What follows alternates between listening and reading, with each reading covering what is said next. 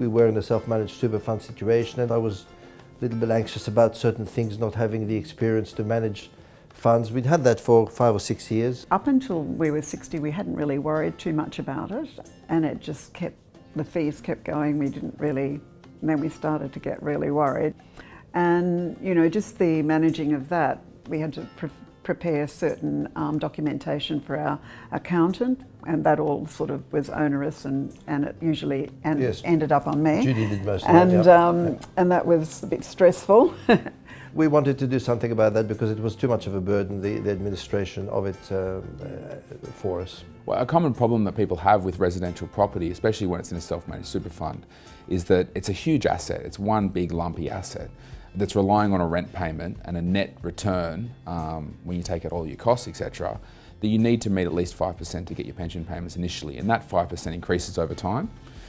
So if you get to a point where you lose a tenant, or potentially the net return is not that 5%, you have to start selling other investments in order to make your pension payments. But what that does is that tilts the balance of the portfolio even further into that one asset class of the property.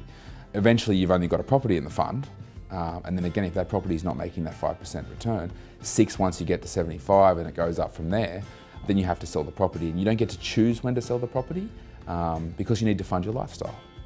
So we created a more diversified portfolio and put Patrick and Judy into some investments that were, I guess, broader. So we still have property, but fixed interest, Australian shares, international alternatives, and cash that allows them to ride out the cycle. Well, I think for me, one of the main, if not the main benefit of having come to this arrangement with Richard and with Perpetual is really the peace of mind and the comfort in knowing that our little nest egg, because it is a little one, is in very, very good hands, and I really can go to sleep at night without thinking about whether the stock market is going to go up or down, because it's a cycle, and without thinking about the returns being due with the accountant in 6 weeks. And it's the handing over of the responsibilities and the whole